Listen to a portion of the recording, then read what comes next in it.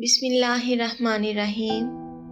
معزز سامعین، اب تک سے پہلے آنے والی ویڈیو میں ذکر کر چکی ہوں کہ بیت المقدس 3 مذاہب کی مقدس جگہ ہے۔ مسلمانوں کا قبلہ دائم، عیسائیوں کے لیے حضرت عیسیٰ علیہ السلام کی جائے ولادت اور یہودیوں کے لیے ہیکل سلیمانی ہے۔ پھر ان کے درمیان اصل جنگ کس بات کی ہے؟ جاننے کے لیے ویڈیو کو آخر تک ضرور دیکھیے گا اور میرے چینل کو لائک، شیئر اور سبسکرائب کرنا نہیں بھولیے گا۔ معزز سامعین، شروع کرتے ہیں حضرت ابراہیم علیہ السلام سے، جن کے 2 بیٹے تھے، حضرت اسماعیل علیہ السلام اور حضرت اسحاق علیہ السلام۔ اسحاق علیہ السلام کے بیٹے تھے حضرت یعقوب علیہ السلام۔ یہیں سے کہانی شروع ہوتی ہے اسرائیل کی۔ اسرائیل یعنی اللہ کا بندہ، یہ لقب حضرت یعقوب علیہ السلام کو دیا گیا تھا۔ حضرت یوسف علیہ السلام جب کفیل مصر بنے تو آپ کو حکم ہوا کہ اپنے تمام خاندان یعنی آل یعقوب علیہ السلام کو مصر بلایا جائے اور مصر کی سرزمین کا ایک مخصوص حصہ ان کے لیے چن لیا گیا، اور اللہ تعالیٰ کی طرف سے کہا گیا کہ اے آل یعقوب، اس سرزمین میں تمہارے لیے برکتیں ہیں۔ حضرت یوسف علیہ السلام 12 بھائی تھے، اس لیے اللہ تعالیٰ نے ان کے لیے 12 چشمے جاری کیے، اور یوں اس سرزمین کا نام حضرت یعقوب علیہ السلام کے لقب سے اسرائیل پڑ گیا، جسے آج یروشلم بھی کہا جاتا ہے۔ آپ کی نسل سے کم و بیش 70,000 انبیاء کرام آئے۔ حضرت یوسف علیہ السلام کے بھائی یہودا کی نسل آگے بڑھی تو اس میں آنے والے تمام بنی اسرائیل یہودی کہلائے۔ وقت گزرتا گیا اور حضرت موسیٰ علیہ السلام کا دور آیا۔ جب فرعون نے مصر کی زمین آپ پر تنگ کر دی تو بنی اسرائیل کے ساتھ آپ کو مصر سے نکلنا پڑا۔ اس دوران بنی اسرائیل پر اللہ تعالیٰ کے بہت سے کرم ہوئے، جس میں من و سلوہ، چشموں کی بہتات، مچھلیوں کے شکار کا ذکر قرآن پاک میں بھی ملتا ہے، اور وہیں ہمیں ایک گائے کا ذکر بھی ملتا ہے جس کے لوتھڑے سے مردے نے اللہ کے حکم سے زندہ ہو کر اپنے قاتل کا نام بتایا۔ اس گائے کی نشانیاں اللہ تعالیٰ نے قرآن پاک میں بیان فرمائی، جو کہ ایک سرخ مائل رنگت کی گائے تھی، اور ایسی گائے آج تک بھی یہودیوں کے نزدیک مقدس مانی جاتی ہے۔ معزز سامعین، حضرت موسیٰ علیہ السلام کے بعد دیگر نبی آئے۔ اس دوران حضرت موسیٰ علیہ السلام اور ان کے دور کے کچھ باقیات، تورات، من و سلوہ کا کچھ حصہ بنی اسرائیل نے ایک صندوق میں محفوظ کر لیا۔ یہ اللہ تعالیٰ کی طرف سے حضرت آدم علیہ السلام کو دیا گیا ایک خاص صندوق تھا، جو نسل در نسل نبیوں کے پاس رہا، جسے قرآن میں تابوت سکینہ کے نام سے پکارا گیا ہے، اور یہ یہودیوں کو اپنی جان سے زیادہ عزیز ہے۔ معزز سامعین، حضرت داؤد علیہ السلام نے جب جالوت کو ہرا کر اس سے تابوت سکینہ حاصل کیا تو یوں بنی اسرائیل نے انہیں نبی تسلیم کر لیا، اور حضرت داؤد علیہ السلام نے اس صندوق کی حفاظت کے لیے ایک ہیکل تعمیر کروانا شروع کیا، جو کہ ان کی زندگی میں مکمل نہ ہو سکا۔ ان کے بیٹے حضرت سلیمان علیہ السلام نے جنوں کی مدد سے اس کو مکمل کروایا، اور اسی دوران آپ کی بھی وفات ہو گئی۔ اسی وجہ سے اسے ہیکل سلیمانی کہا جاتا ہے۔ اس کے بعد بابل کے شہر بخت نصر نے اسرائیل پر حملہ کیا اور ہیکل سلیمانی کو بھی گرا دیا، اور تابوت سکینہ بھی اپنے ساتھ لے گیا۔ معزز سامعین، سیپرس دا گریٹ نے دوبارہ سے یہ شہر حاصل کیا، یہودیوں کو دوبارہ یہاں آباد کیا، اور تابوت سکینہ کو بھی واپس لایا گیا۔ ہیکل سلیمانی ایک دفعہ پھر تعمیر کیا گیا۔ پھر وقت گزرا اور حضرت عیسیٰ علیہ السلام کی آمد ہوئی، جنہیں نعوذ باللہ یہودیوں نے دجال، ناجائز اور پتہ نہیں کیا کیا لقب دیے۔ یہاں سے یہودیوں میں سے 2 الگ قومیں ہو گئیں، ایک یہودی اور دوسرے عیسائی۔ یہودیوں نے سازش کر کے حضرت عیسیٰ علیہ السلام کو صلیب پر چڑھانا چاہا، اور اللہ تعالیٰ نے انہیں اپنے پاس اٹھا لیا۔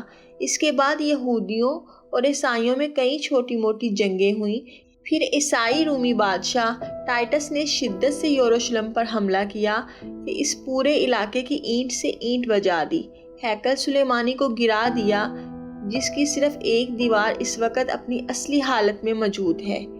جسے دیوار گریہ کہا جاتا ہے، جہاں یہودی جا کر تورات کی تلاوت کرتے ہیں اور گریہ جاری کرتے ہیں۔ تابوت سکینہ بھی نہ جانے کہاں غائب ہو گیا۔ ٹائٹس کے حملے کے بعد یہودی نبی آخر الزماں کے انتظار میں تھے، کیونکہ اللہ پاک کا ان سے وعدہ تھا کہ انہیں پھر سے عروج عطا کرے گا۔ اس وعدے کا ذکر سورہ بقرہ میں موجود ہے کہ اے بنی اسرائیل، ان نعمتوں کو یاد کرو جو تم پر کی گئیں اور اپنا وعدہ پورا کرو، ایمان لاؤ تاکہ ہم بھی اپنا وعدہ پورا کریں۔ قیامت کی نشانیوں میں سے ایک نشانی یہ بھی ہے کہ ہیکل سلیمانی کی 3 دفعہ تعمیر ہوگی، جو کہ 2 دفعہ ہو چکی ہے۔ معزز سامعین، یہودی اپنے مسیحا اور آخری نبی کے انتظار میں تھے کہ ٹائٹس کے حملے کے 500 سال بعد نبی آخر الزماں کی ولادت ہوئی۔ یہاں یہودیوں کو یہ جھٹکا لگا کہ سارے نبی حضرت اسحاق علیہ السلام کی نسل میں سے ہیں، تو یہ آخری نبی حضرت سلیمان علیہ السلام کی نسل سے کیوں کر آ گئے، اور انہوں نے ایمان لانے سے انکار کر دیا۔ مسلمانوں کے لیے بھی وہ انبیاء کی ہی نشانی تھی، اس لیے ہیکل سلیمانی کو بیت المقدس کا نام دیا گیا۔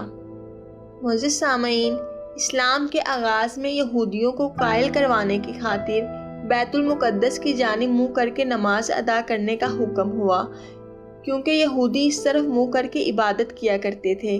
کم و بیش 17 ماہ بعد ہماری عبادت کا رخ بیت المقدس سے بیت اللہ کی جانب موڑ دیا گیا، کیونکہ مسلمانوں کا شروع سے قبلہ اول وہی رہا، جسے پہلے حضرت آدم علیہ السلام نے تعمیر کروایا اور پھر حضرت ابراہیم علیہ السلام نے۔ حضرت عمر رضی اللہ تعالی عنہ کے دور حکومت میں اسرائیل یعنی یروشلم پر عیسائیوں کا قبضہ تھا۔ بیت المقدس کے ہی احاطے میں انہوں نے گرجا گھر تعمیر کیا ہوا تھا، اور عین تابوت سکینہ والی جگہ پر وہ گند پھینکنا شروع ہو گئے۔ یروشلم کی فتح کے وقت جب حضرت عمر رضی اللہ تعالی عنہ وہاں گئے تو عیسائیوں پر برہم ہوئے، وہاں صفائی کروا کر مسجد تعمیر کروائی، اور قرآن میں موجود معراج والے واقعے کی نسبت سے اس مسجد کو اقصی کا نام دیا گیا۔ یہودیوں کی دیوار گریہ بھی اسی احاطے میں موجود تھی، تو زائرین کی حیثیت سے انہیں بھی وہاں آنے کی اجازت دے دی گئی۔ خلافت عباسیہ تک یروشلم ایک مسلم شہر رہا۔ اس کے بعد عیسائیوں نے دوبارہ یروشلم پر حملہ کر کر اس پر قبضہ کر لیا۔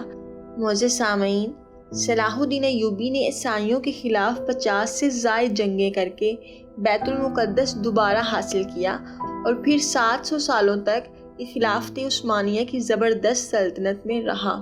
یہودیوں کو بھی دیوار گریہ تک اپنی مذہبی اقدامات کی آزادی رہی، اور یہودی آہستہ آہستہ پھر یروشلم پر آباد ہونا شروع ہو گئے۔ اس دوران کئی بار انہوں نے خلافت عثمانیہ کے سلطان کو پیسوں کے عوض یروشلم انہیں سونپنے کا لالچ دیا، لیکن وہ ناکام رہے، اور پھر دوسری جنگ عظیم میں عیسائی سپاہی ہٹلر نے چن چن کر یہودیوں کو مارا۔ تقریباً 60 لاکھ کے قریب یہودیوں کا قتل عام کیا گیا، اور یہ در بدر بھاگنے پر مجبور ہو گئے۔ اسی دوران انہیں یہ بھی اندازہ ہو گیا کہ اب انہیں خود اپنی پہچان بنانی ہے، اور بائبل میں موجود یہودیوں کے آخری عروج سے قبل والی کئی نشانیاں بھی ظاہر ہو چکی تھیں، اور وہ یہ تسلیم کر چکے تھے کہ ان کا آخری مسیحا اب دجال ہوگا، جس کی بدولت پوری دنیا میں ان کا دوبارہ بول بالا ہوگا۔ انہوں نے برطانیہ سے ساز باز کر کے خود کو الگ ریاست تسلیم کروا لیا۔ یوں اسرائیل باقاعدہ ایک ملک کی صورت میں دنیا کے نقشے پر ابھرا۔ پھر آہستہ آہستہ انہوں نے فلسطین اور دیگر مصری علاقوں پر بھی قبضہ کر لیا۔ عرب ممالک اسرائیل کے خلاف جنگ پر آئے، لیکن اس وقت تک وہ خود کو اتنا مضبوط کر چکے تھے، عرب ممالک کو اس کے ایک چھوٹے سے ملک سے منہ کی کھانی پڑی۔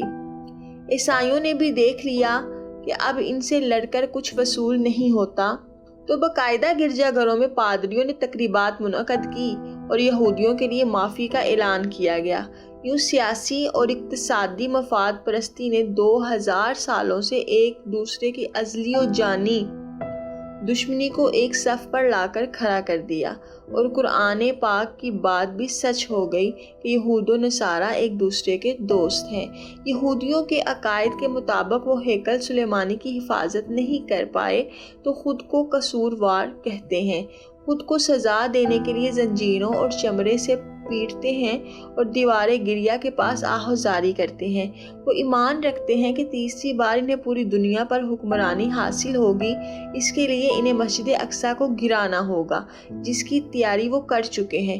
کب سے مسجد اقصیٰ کے نیچے بارودی سرنگیں بچھا دی گئی ہیں۔ اس کے بعد ہیکل سلیمانی تعمیر کر کے تابوت سکینہ وہاں رکھنا ہے۔ تابوت سکینہ بھی وہ دوبارہ حاصل کر چکے ہیں، لیکن مسئلہ تھا سرخ گائے کا، کیونکہ ان کے عقیدے کے مطابق وہ ناپاک ہیں، اور جب تک پاک نہیں ہو جاتے ہیکل سلیمانی تعمیر نہیں کر سکتے، اور پاک ہونے کے لیے سرخ گائے کی قربانی دینا ہوگی۔ وہ گائے جس کی نشانیاں قرآن پاک میں بیان کی گئی ہیں، جو اس وقت بھی انہیں ڈھونڈنے میں مشکل ہوئی تھی، اب بھی 100 سال تک وہ ویسی گائے کی تلاش کرتے رہے۔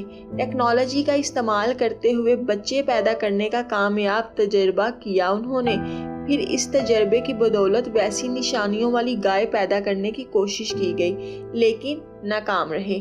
2019 میں ایک امریکی ریاست سے 5 عدد ویسی گائیں انہیں مل گئی جن کے جسم پر سرخ رنگ کے علاوہ اور کوئی بال نہیں تھا۔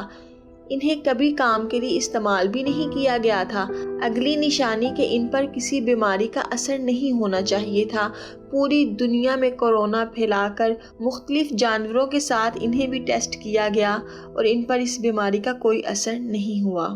یہاں یہ بات سامنے آتی ہے کہ قرب قیامت اور دجال کے ظہور والی تمام تر تیاریاں وہ مکمل کر چکے ہیں۔ اپنی مرضی کے ڈاکٹر، بچے پیدا کرنا، 9D ٹیکنالوجی کی مدد سے ایک جگہ ہوتے ہوئے کئی جگہ موجود رہنا، اپنی مرضی کے موسم بنانا، جب چاہو بارش برسا دینا، چند دنوں میں پوری دنیا گھوم لینا، یہ سب دجالی نشانیاں ہیں جو آج کے دور میں کوئی مشکل کام نہیں رہا۔ ہمارے اسلام میں بتائی گئی قیامت کی نشانیوں کی انہوں نے اتنے اچھے سے تیاری کر لی ہے کہ غرقت کے درخت لگا دیے جو انہیں پناہ دیں گے۔ باب لد، جس جگہ احادیث کے مطابق دجال حضرت عیسیٰ علیہ السلام کے ہاتھوں قتل ہونے کا ذکر موجود ہے، اس جگہ پر دجال کے فرار ہونے کے لیے ایئرپورٹ بنا چکے ہیں۔ یہ سب تو قرب قیامت کی نشانیاں ہیں، اور ہیکل سلیمانی نے بھی بن کر رہنا ہے۔ پھر اصل جنگ کیا ہے؟ اصل جنگ عقائد کی ہے۔ ہم اپنے عقائد میں اس قدر کمزور ہو چکے ہیں کہ نماز پڑھیں یا نہ پڑھیں ہمیں کوئی فرق نہیں پڑتا، اپنے بہن بھائیوں کا حق کھا کر خوشی محسوس کرتے ہیں اور فرقوں کی خرافات میں الجھے رہتے ہیں۔